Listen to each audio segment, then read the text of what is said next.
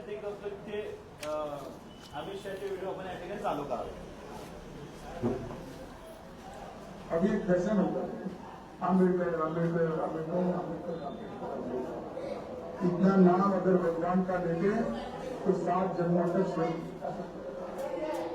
आता थोडं मागे सरकत परत एकदा रिवाज असं सरकत अम्बेडकर अम्बेडकर अम्बेडकर अम्बेडकर अम्बेडकर, इतना नाम अगर भगवान का लेते तो 7 जन्मों तक स्वर्ग. झालं का अजून एकदा लावते. अभी एक फैशन होता है अम्बेडकर अम्बेडकर अम्बेडकर अम्बेडकर अम्बेडकर अम्बेडकर, इतना नाम अगर भगवान का लेते तो 7 जन्मों तक स्वर्ग. आम्हाला स्वर्ग नकोय, आम्हाला स्वर्ग नकोय.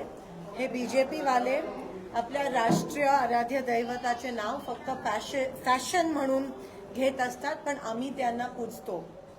ज्या बाबासाहेबांच्या क्रांतिकारी विचाराने आणि परिश्रमाने या देशातील तमाम दलित बांधवांना हजारो वर्षाच्या खच्चीकरणातून बाहेर काढून त्यांचा आत्मसन्मान मिळवून दिला, त्या सर्व भीम सैनिकांना तुमचा स्वर्ग नकोय. आमच्या मनगटात जी ताकद आहे त्या ताकदीवर आम्ही या देशालाच स्वर्ग बनवू, हा निरोप आम्हाला बीजेपीला द्यायचा आहे. आज मी तुमच्या सगळ्यांचे मनापासून ह्या प्रेस कॉन्फरन्सला स्वागत करते, सगळ्यांना मनापासून जय भीम करते. आणि अमित शहा जे देशाचे गृहमंत्री आहेत, जे पार्लमेंटमध्ये बोलले, त्याचा मी या ठिकाणी ठामपणे निषेध करते. तुम्हाला सगळ्यांना माहिती आहे की पार्लमेंट चालू असताना इंडिया अलायन्स आणि काँग्रेस पक्षाच्या तर्फे खूप मोठ्या पद्धतीत निषेध त्या ठिकाणी पार्लमेंट हाऊसमध्ये झाले. आणि हा निषेध किंवा हे आता फक्त काँग्रेस वर्सेस बीजेपी किंवा इंडिया अलायन्स वर्सेस बीजेपी राहिलं नाही आहे. हे बाबासाहेबांवर प्रेम करणारे अनेक आपल्या देशातील आणि देशाच्या बाहेर असणारी सगळी लोक, संविधानाला मारणारी अनेक लोक जी आहेत, त्यांचा अपमान आहे. आणि ही जी लढाई आहे ती त्या सगळ्यांची बीजेपीच्या विरोधातली ही लढाई आहे, ही वैचारिक लढाई आहे. आता आम्ही ती लढाई ही रस्त्यावर आणत आहोत, गल्ली बोळ्यांमधून घरोघरी ही लढाई आता सुरू झाली आहे. प्रत्येक माणसाच्या मनाचं मन जे दुखावलं आहे आणि तिथून ही लढाई सुरू झाली आहे. हे आम्ही सहजासहजी संपू देणार नाही. जोपर्यंत गृहमंत्री माफी मागत नाहीत, जोपर्यंत ते राजीनामा देत नाहीत, तोपर्यंत आम्ही ही लढाई लढणार आहोत. आदरणीय काँग्रेस पक्षाचे अध्यक्ष मल्लिकार्जुन खरगेजी, आदरणीय विरोधी पक्ष नेते राहुल गांधीजी आणि तमाम सर्वच काँग्रेसचे नेतेगण ह्या गोष्टीचा निषेध करत आहेत, या गोष्टीची मागणी करत आहेत. आम्ही सुरुवातीला खूप आग्रहाने संविधानावर चर्चा मागितली पार्लमेंटमध्ये आणि खरं तर बीजेपी आम्हाला ती चर्चा देत नव्हती. आज 75 वर्ष होत आहेत त्या संविधानाला आणि 2 दिवसीय आम्हाला ती चर्चा पाहिजे होती, पण बीजेपी काही ना काही कारण काढून ती संविधानाची चर्चा होऊ देत नव्हती. पण त्यांनी मान्य केलं आणि अतिशय सुंदर अशी सुरुवात त्या 2 दिवसीय अधिवेशनाला, 2 दिवसीय चर्चेला झाली. पण बीजेपीने त्या चर्चेची दर्जा जो आहे तो खूप खालच्या पातळीला आणला आणि वैयक्तिक टीका, मग कुठे इमर्जन्सीचं नाव, कुठे काही, त्यांना एकच कारण मिळतं, त्यांना एकच ते एक्सक्यूज मिळतं इमर्जन्सीचं. बाकी त्यांनी काही मुद्देसूर या ठिकाणी त्या ठिकाणी भाषणं केली नाही. फक्त तू मे मे हमरी तुमरीवरच एवढ्या खालच्या पातळीला आपलं संविधान, त्याच्यावर जी चर्चा होती ती एवढ्या खालच्या पातळीला आणून ठेवली. भारतीय जनता पक्ष असेल, RSS असेल, ह्यांनी कधी संविधानाला मानलं नाहीये. ह्यांनी नेहमीच मनुस्मृती जी लोकांमध्ये द्वेष निर्माण करते, जात पात मानणारी जी आहे त्यालावर विश्वास ठेवलाय. संविधानाला RSSचे काही दिग्गज नेते संविधानाचा एवढा अपमान केला की ते म्हणाले की कचऱ्याच्या पेटीमध्ये जाण्यासारखा हा ग्रंथ आहे, असं रेकॉर्डवर RSS आणि भाजपची काही लोक म्हणले. एवढंच नाही, तिरंगाचा पण कधीच त्या ठिकाणी भाजपने आदर केला नव्हता, उलट अपमान केला. ते म्हणाले ज्या गोष्टी 3 आहे, हा 3 आकडा हा अशुभ आहे आणि म्हणून आम्ही त्या तिरंग्याचा धिक्कार करतो. आणि अलीकडे त्यांनी तिरंगा होइस्ट केला RSSनी, नाहीतर त्यांनी तिरंगेमध्ये पण कधीही विश्वास ठेवला नव्हता, उलट त्याचा अपमान केलेला. तिरंगेवर संविधानाचा अपमान करणारे, संविधानाला न मानणारी लोक आज अचानक त्यांच्या मनामध्ये संविधानाप्रती प्रेम आलं. आणि खरंच त्यांच्यासाठी कदाचित हे फॅशन आहे, कारण का 400 पारचा नारा तुम्हाला सगळ्यांना आठवत असेल. 400 पारचा नारा त्यांनी दिला त्यावेळेस बीजेपीचे MP रेकॉर्डवर गेले की आम्हाला संविधान बदलायचं आहे, म्हणून आम्ही 400 पार, आम्हाला 400 पेक्षा जास्त MPs पाहिजे. पण आपला देशाचा प्रत्येक व्यक्ती हा संविधानात आणि बाबासाहेबांवर विश्वास ठेवणारा आहे. आणि म्हणून त्यांनी तो 400 पारचा नारा किंवा 400 पार होऊ दिलं नाही आणि त्याच्या आतमध्येच बीजेपीला ठेवलं. कारण का ह्या देशात राहणाऱ्या प्रत्येक नागरिकाला संविधान जसं आहे तसं पाहिजे आणि तिरंगा पाहिजे. बीजेपीची ही चाल होती 400 पार आणून संविधान बदलण्याची, ती या देशाच्या लोकांनी त्यांना चपराक मारली आणि ते होऊ दिलं नाही. आता जेव्हा त्यांना कळलंय की संविधान बदलण्याचा नारा आपल्या देशात चालणार नाही, म्हणून अचानक आता त्यांच्यामध्ये प्रेम आलंय संविधानाच्या प्रती. हे फेक आहे, हा त्यांचा खरा चेहरा नाहीये. जे मनात असतं त्या दिवशी तेच आदरणीय गृहमंत्री पार्लमेंटमध्ये बोलले. खरा चेहरा त्यांचा त्या दिवशी पार्लमेंटमध्ये आला की बार बार संविधान कहते हैं और काश इतने बार भगवान का नाम लेते तो शायद स्वर्ग. जसं मी म्हणाली, आम्हाला तुमचा स्वर्ग नकोय. बाबासाहेबांनी दिलेलं जी ताकद आहे त्या ताकदीवर आम्ही आमच्या हिमतीवर या देशाला स्वर्ग बनवू, असं मला त्यांना क्लिअर निरोप त्या ठिकाणी पोहोचवायचा आहे. आणि म्हणून आज मी त्या गोष्टीचा पुन्हा एकदा निषेध करते. त्याच्यानंतर देखील तुम्ही बघता की अनेक वेळेस संविधान बदलण्याचं त्यांचं कट कारस्थान सुरू आहे. एक तर त्यांचे MP असं म्हणतात, मग 400 पारचा नारा असेल, मग 1 इलेक्शन 1 नेशन असेल, बेसिक स्ट्रक्चर जे कॉन्स्टिट्यूशनचं आहे ते बदलण्याचा ह्यांचं साजिश. हे एक इन्सिडेंट नाहीये जे अमित शहाजी बोलले. कंटिन्युअसली महिन्यातून एकदा अनेक 2-3 वर्षापासून आपल्याला हे होताना दिसतंय. त्यांचं कुठेतरी एक साजिश किंवा षडयंत्र आपल्याला बीजेपीचं दिसून येतंय, संविधान बदलण्याचं, बाबासाहेबांचा अपमान करण्याचं. हे आम्ही होऊ देणार नाही. जोपर्यंत इंडिया आला, जोपर्यंत या देशाची जनता आहे तोपर्यंत आम्ही हे होऊ देणार नाही. आणि आम्ही काहीही झालं तरी आम्हाला अमित शहांची माफी पाहिजे, आम्हाला राजीनामा पाहिजे. जेव्हा जेव्हा असं काही होतं तेव्हा बीजेपी हे अटेन्शन कुठेतरी वेगळीकडे नेण्याचा प्रयत्न करत असते. हे स्वतंत्र जेव्हा लढाई झाली त्याच्यात पण जर छोटंसं काहीतरी झालं आणि ICU मध्ये जात असतील तर तुम्हाला कळतं की ह्याच्यावरून कसं विषयांतर करायचा प्रयत्न हे बीजेपीची लोक त्या ठिकाणी करत आहेत. पण आमचा लढा हा चालूच राहणार आहे आणि आम्ही संविधानाचा आदर करणारे आम्ही सगळे आहोत. आपण सगळेच आहोत.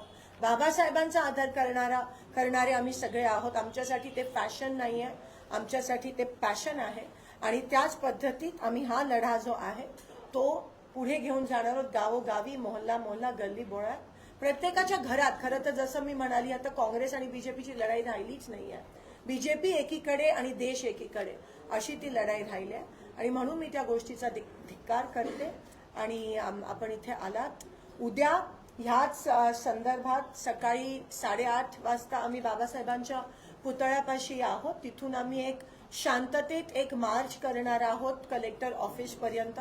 आमच्या सगळ्यांच्या हातात ही प्रतिमा बाबासाहेबांची असेल आणि आम्ही शांततेत जसं आम्ही संसदेत केलं तसं आम्ही उद्या या ठिकाणी महाराष्ट्रातच नाही पण देशभरात आम्ही सगळे बाबासाहेबांच्या पुतळ्यापासून कलेक्टर ऑफिस पर्यंत हे शांततेत एक मार्च करणार आहोत आणि कलेक्टरांना पत्र देणार आहोत अमित शहाजींचा राजीनामा मागताना आणि त्यांनी माफी मागितली पाहिजे हे पण आम्ही त्या ठिकाणी आग्रह खाते आग्रह धरणार आहोत. ज्या दिवशी हा सगळा प्रकार घडला त्या दिवशी अमित शहानी पत्रकार परिषद घेतली आणि त्यांनी असं म्हटलं की काँग्रेसनं सगळ्या वाक्यांची मोडतोड केली आहे, त्यांना जेवढं हवं आहे तेवढंच फक्त वाक्य घेऊन आमचं मतदान करतात. उलट काँग्रेसनंच बाबासाहेबांना हरवण्यासाठी जे जे काही केलंय त्या सगळ्या गोष्टीचा संदर्भ त्यांनी दिला.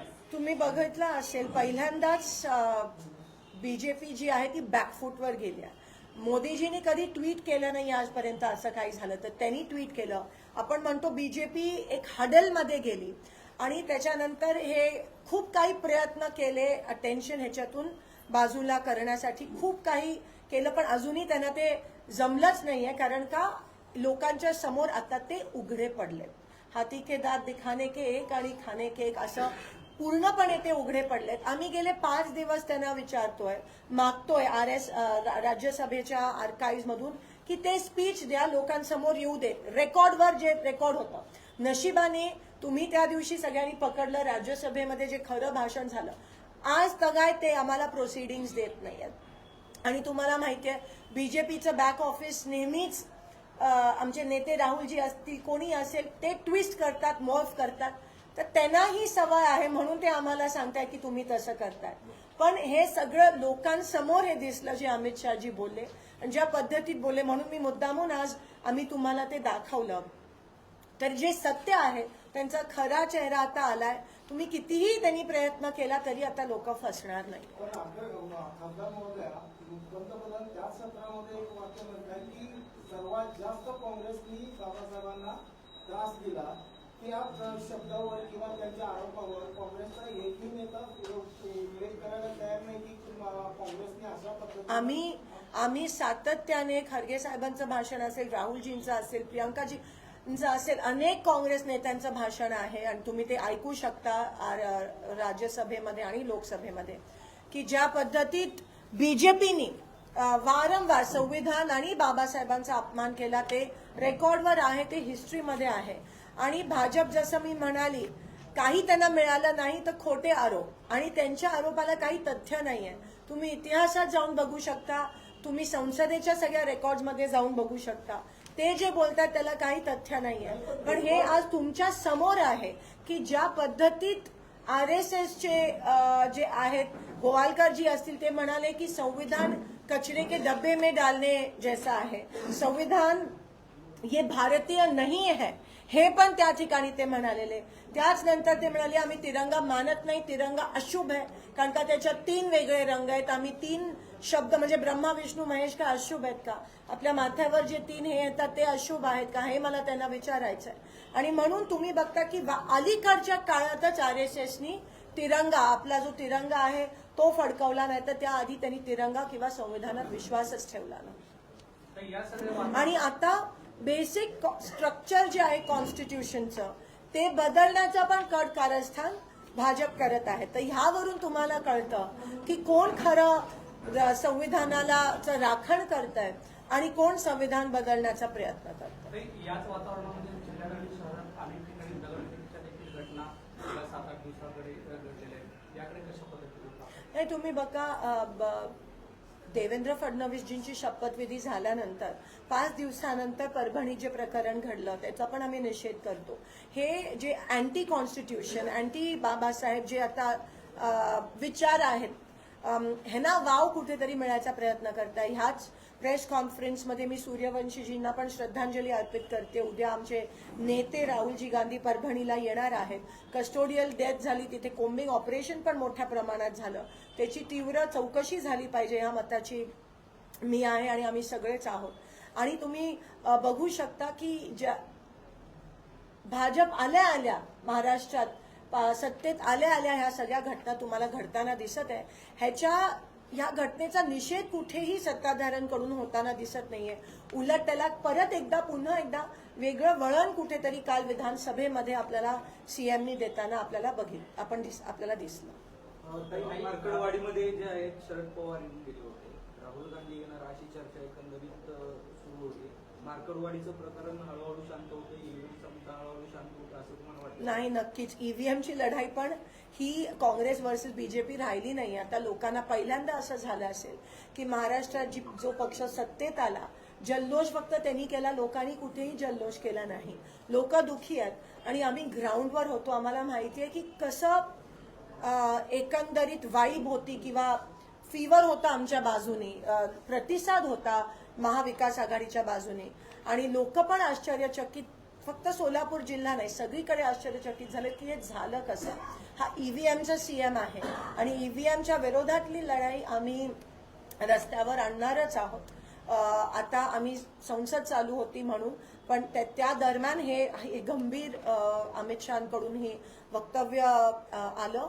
आणि आता लगेच आम्ही उद्या आमची CWC आहे बेळगावमध्ये, कारण का महात्मा गांधींना काँग्रेसचे CWCचे अध्यक्ष होऊन 100 वर्ष होत आहेत. तर त्याच CWC मध्ये आणि रॅली पण आहे. धोरण आम्ही ईव्हीएमची लढाई रस्त्यावर कशी आणायची त्याबद्दल आम्ही धोरण ठरवलं. तुम्ही ज्या पद्धतीने आंबेडकर विषयावर पक्षोपणे काँग्रेस समोर येताना दिसते, पण त्याच पद्धतीनं सर्वोच्च न्यायालयाने दिलेल्या आरक्षणाच्या मुद्द्यावर अभोग ह्या निर्णयावर कोणीच कुठलाच नेता काँग्रेसचा याच्यावर बोलायला भाष्य करायला तयार नाही, पण आंबेडकर विषयावर बोलायला तयार नाही. जे सुप्रीम कोर्टचं जे त्यावेळेस झालेलं इंटरप्रिटेशन, त्यावर आमचे जे तज्ज्ञ असतील, मग चिदंबरमजी असतील, मनीष तिवारीजी असतील, त्यांनी व्यवस्थित त्याबद्दल ट्विट पण केलेलं, आमच्या मीटिंग्स पण झाल्या. त्याच्याबद्दल कितपत आम्हाला पटतंय आणि कितपत आम्ही विरोध करतोय त्याबद्दल पण व्यवस्थित क्लॅरिटी होऊन त्यावेळेस धोरण केलं. आणि कदाचित तुम्ही पिकअप नसेल केलं, पण प्रत्येक पेपरमध्ये पण आमची भूमिका त्यावेळेस जाहीर झाली. राहुल गांधी येणाऱ्या दिवसात नक्कीच जातील. अजून नाही, उद्या अधिवेशन झाल्यावर कळेल. अधिवेशन होते, अधिवेशनात मुख्यमंत्री ठरतात, उपमुख्यमंत्री ठरतात, परभणीसारख्या घटना होतात, बीडसारख्या घटना होतात. त्यांनी पण काल खाते वाटपही झालं, गृहमंत्री परत एकदा फडणवीस साहेबांकडे गेलेल्या. कशा पद्धतीने बघतात आहे गृहमंत्री परत फडणवीस साहेबांकडे? काल ते सगळे खाते वाटप मध्ये बिझी होते आणि तिथे बीड घडतंय, परभणी घडतंय, त्याच्याकडे कोणालाही लक्ष देण्याची म्हणजे वेळच नाहीये त्यांच्याकडे. सत्तेसाठी एवढे हपापलेत की त्यांचे वेगळेच कार्यक्रम सुरू आहेत. पण आजचा जो विषय आहे तो संविधान बद्दल आहे आणि बाबासाहेबांबद्दल जे वक्तव्य झालं त्याच्याबद्दल आहे. तर मी आग्रहाची विनंती करते की आपले प्रश्न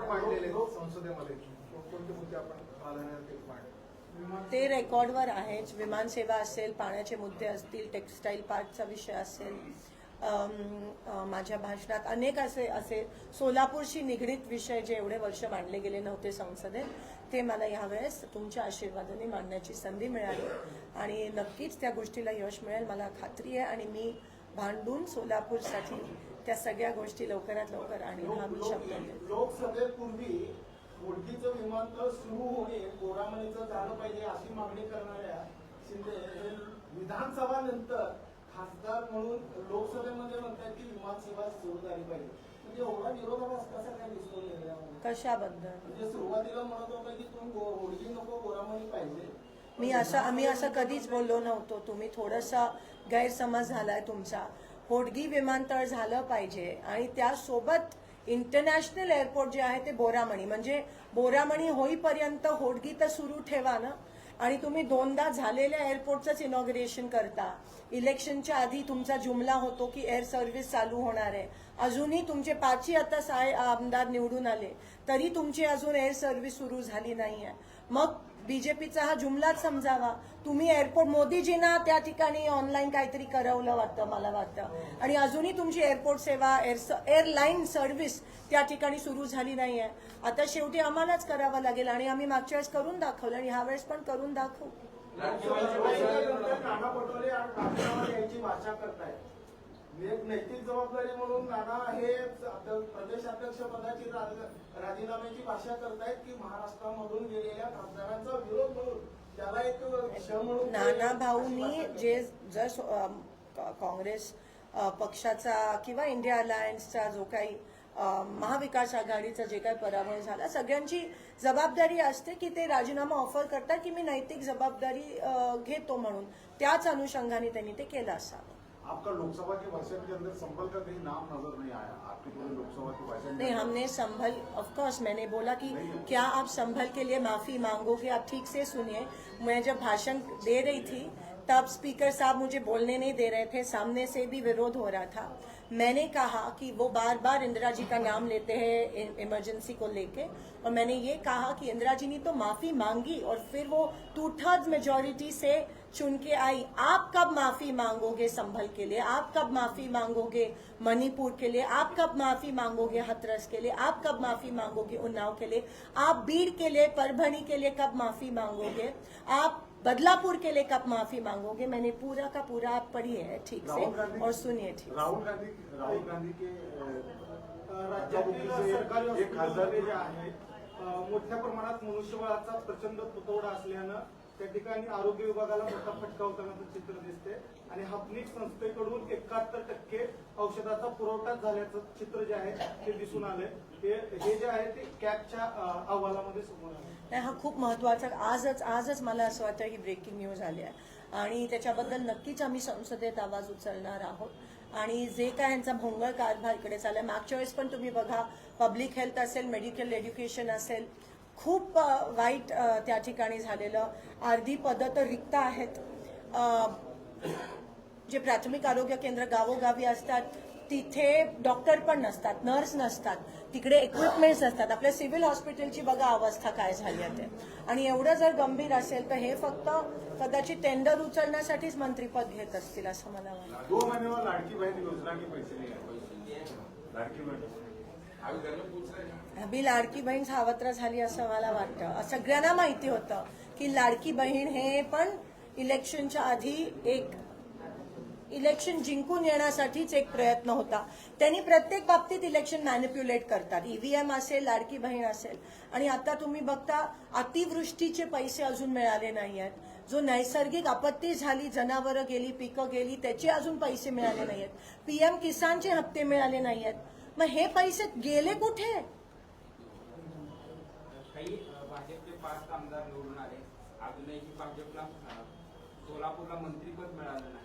हक्काची 5 वर्ष झालं सोलापूरला हक्काचा पालकमंत्री नाही। कशा पद्धतीने बघताय? ही शोकांतिका आहे। ह्या सरकारकडून सोलापूरला नेहमी दुर्लक्ष करण्यात येतं।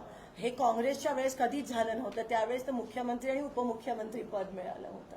आणि सोलापूरकडे एअरपोर्टचं असेल आणि इकडचं जे भाजपचं नेतृत्व आहे ते सक्षमरित्या काम पण करत नाही आणि त्यांच्यामध्येच मला असं वाटतं खिचाताण चालली आहे। आणि म्हणून त्या ठिकाणी दुर्दैव सोलापूरकरांचं ह्यांच्या अंतर्गत भांडणामुळे सोलापूरकरांचं नुकसान होतोय। पण विसरू नका, खासदार काँग्रेसची आहे। सोलापुर शहर के अंदर एक आमदार कांग्रेस भाजपचे सगळे नेते एक राहिलेले स्वतः म्हणून सेम राहिलेले आहेत किंवा एक असले म्हणून भेटले असंच म्हणावं। आता बरं, तुम्ही व्यवस्थित ते मांडणी केली त्याबद्दल तुमचे धन्यवाद। सोलापुर शहर के अंदर एक भी एमएलए चुनाव में जीत के लिए आया, लेकिन इसमें कहीं बंटवारे के अंदर कोई गलती हो गई ऐसा लगता है कि नहीं, वो वैसा कुछ नहीं है। देखिए, मैंने कहा ईवीएम है, एक ही वजह मैं देख सकती हूँ, बाकी तो पुन्हा एकदा आपकी पूरी कांग्रेस कमेटी की नजर जीवन पर नहीं दिया। केंद्र सरकारने पॉपकॉर्नवरती 3 प्रकारची जीएसटी लावलेली आहे। 3 वेगवेगळ्या पॉपकॉर्नवरती 3 वेगवेगळ्या पद्धतीने हे गब्बर सिंग टॅक्स असेल, नोटाबंदी असेल, हे सगळे जे निर्णय होते हे असंवैधानिक होते। आणि म्हणून ह्याच्यावरून स्पष्ट होतं की ते किती अँटी कॉन्स्टिट्यूशन आहेत आणि जे हुकुमशाही किती मोठ्या पद्धतीत चालली आहे। हे सगळे जे विषय असतील, जीएसटी असेल, नोटबंदी असेल, अनेक असे विषय, हे किती हुकुमशाही अनडिक्लेअर्ड इमर्जन्सी ही भाजप करत आहे। ताई, काही दिवस अगोदर धवलसिंग मोहिते पाटील यांनी मला असं वाटतं आता संविधानाचा विषय मी या प्रेस कॉन्फरन्सचा दर्जा खाली नाही आणत। मी पुन्हा एकदा म्हणते भाजपला, आम्हाला तुमचा स्वर्ग नको। हे बीजेपी वाले आपल्या राष्ट्रीय आराध्य दैवताचे नावे फक्त फॅशन म्हणून घेत असतात, पण आम्ही त्यांना पूजतो। ज्या बाबासाहेबांच्या क्रांतिकारक विचाराने आणि परिश्रमाने या देशातील तमाम दलित बांधवांना हजारो वर्षाच्या खच्चीकरणातून बाहेर काढून त्यांना त्यांचा आत्मसन्मान मिळवून दिला, त्या सर्व भीम सैनिकांना तुमचा स्वर्ग नको। आमच्या मनगटाच्या ताकदीवर आम्ही ह्या देशालाच स्वर्ग बनवू। जय हिंद, जय महाराष्ट्र, जय भीम। उद्या सकाळी 9 वाजता बाबासाहेब